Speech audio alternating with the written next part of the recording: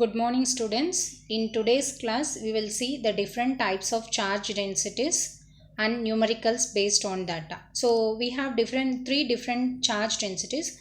One is your line charge density, surface charge density, and the third one is your volume charge density. First is your line charge density.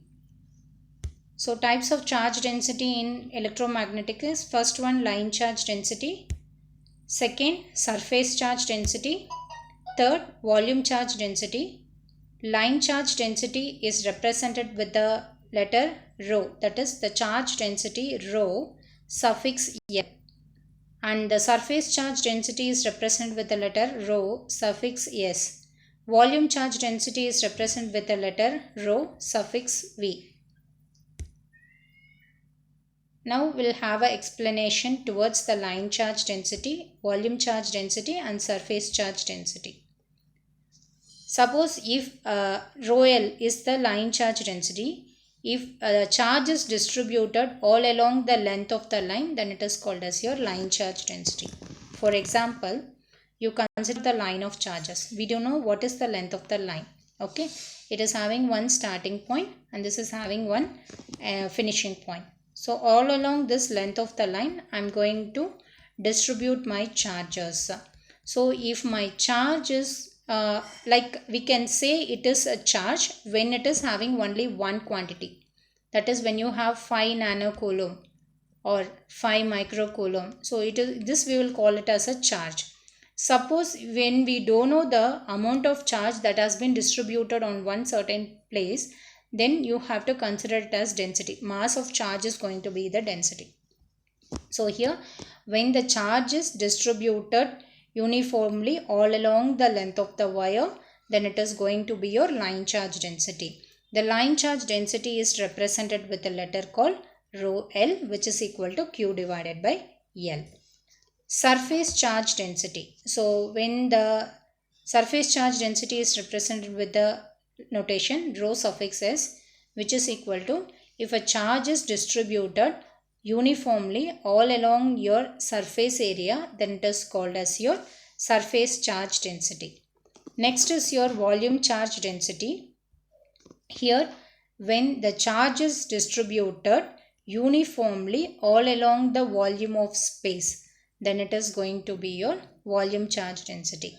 So the very good example for this volume charge density is going to be your sphere filled with a gas for air full of gases. Surface charge density, so you can consider a cylinder. Along this surface, if you are distributing it with the charges, then it is going to be your surface charge density. Volume charge means if the charge is going to be distributed all along the volume of space, then it is going to be the volume charge density. Next one, line charge density. The diagram for the line charge density is shown over here. This is your length of your line. So we don't know what is the length of the line. It is going to start with P and it is going to end with Q. It could be of any number of kilometers.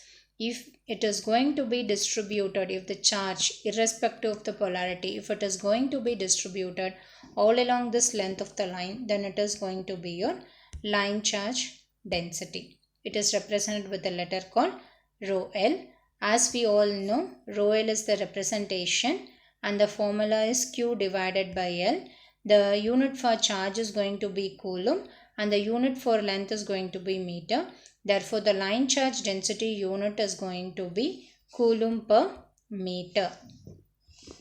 Next one, charge density can either be a positive one or it could be a negative one. It is not mandatory that it has to be only positive or it could be only negative. Next, the formula is rho L is equal to Q divided by L. It is your line charge density concept. Next is your surface charge density. For surface charge density, we are going to consider the surface area. So when you consider one cylinder, so it is going to be the surface. So throughout this surface, if we are distributing it with a charge, throughout this surface, if I am going to distribute it with a charge, then it is going to be your surface charge density. So here also the charge density can either be a negative one or it could be a positive one. It is not mandatory that it has to be only positive or it could be only negative. So it can be represented with a letter called rho suffix s. So when you are distributing the charge all along the surface area, then it is going to be your surface charge density, which can be written as Q divided by S. The unit for charge is going to be coulomb and the surface area is going to be meter square. Therefore, the unit what we need to represent for the surface charge density is coulomb per meter square. Here also the charge density can either be positive or it could be negative, and you can write the formula rho s is equal to Q divided by area. Next is your volume charge density. So when you are distributing the charges over the entire volume of surface, then it is going to be volume charge density. The difference between the surface and volume is, in case of surface charge density, the charges are distributed only all along the surface of your element. Whereas in case of volume charge density, the charges will be distributed inside also. So here also it will be filled with charges. So then it is going to be your volume charge density. So if the charge is distributed all along the volume of the space, then it is going to be the volume charge density. Here also the charge density can either be positive or it could be negative. And now if you consider the volume charge density, it is written as rho v. Charge distributed over the volume of space. The unit for the charge is going to be coulomb and the volume it is meter cube. Therefore, the unit to represent your volume charge density is going to be coulomb per meter cube. So this is the basic concept of your line charge density, surface charge density and volume charge density. Now we will solve one problem.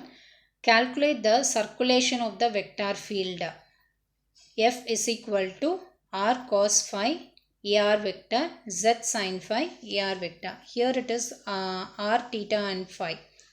The given coordinate is defined by the path defined by r phi z. It means that it is given in cylindrical coordinate system, that is rho phi z. So in some notations, in some question paper, they can give this rho as r also. So if they give r phi z, then it is called as a cylindrical coordinate system. If they give us rho phi z, then it is also called as cylindrical. It is the representation for the cylindrical coordinate system. So here the given ordinates is in cylindrical coordinate system. Now you need to identify the circulation of the vector field as shown in figure. Now it is the field that is given over here. Here the radius r ranges from 0 to 3 and phi is 45 degree. Phi is nothing but the angle made from x-axis to the point under consideration. So this is going to be the point under consideration. So from x-axis to the point under consideration, the angle made is 45 and z is going to be 0. So you don't have any height of your cylinder. So here dl, here it is your line charge density, right? So as a circulation of the vector field you need to identify. Therefore the differential elemental length dl is equal to dr into ar, because z is going to be 0. Here f is equal to differential vector field, that is circulation of the vector field, f is equal to, with respect to r, why we have taken in the sense the field vector given is only with respect to r. It is having only the unit vector ar. Therefore the integration should also be only with respect to r. Here r ranges from 0 to 3. So only here we have written integration between r is equal to 0 to 3 and here f vector into ar vector. F vector is nothing but r square cos phi. It is given in the problem. It is given and you can take it from the problem. So once it is substituted, you will get the value of the vector field as 9. Therefore the circulation of vector field f for f is equal to r square cos phi ar plus z sin phi ar. It is going to be 9 for the path given over here. Second, r is going to be constant. Phi varies from 0 to 45 and z is going to be 0. Now if you consider the differential elemental vector length d phi axis, then it is going to be r. Here phi varies from 0 to 45. Okay.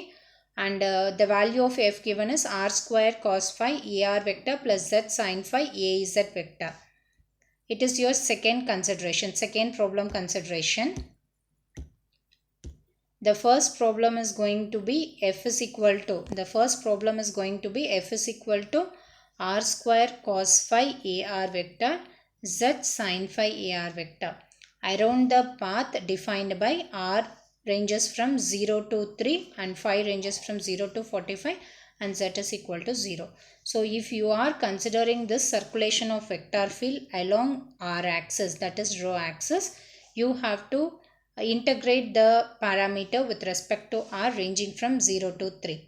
If you are going to consider the vector field in the direction of phi, then you have to integrate with respect to phi between the angle 0 to 45 and it is going to be 0. Obviously you are going to get 0. And similarly, when you are going to find out dr into a vector, here dl is always positive. Why? Because the limit is from 3 to 0 or 0 to 3. So we need to consider the direction properly. Therefore f vector is equal to minus 6.3639. So when you substitute it, r is equal to 3 to 0. If it goes, when you consider 0 to 3, you will get one answer. When you are considering 3 to 0, you will be getting the answer as minus 6.399, where the net circulation of the field is from 9 plus 0 minus 6.3639, which is equal to 2.636. Thank you, students.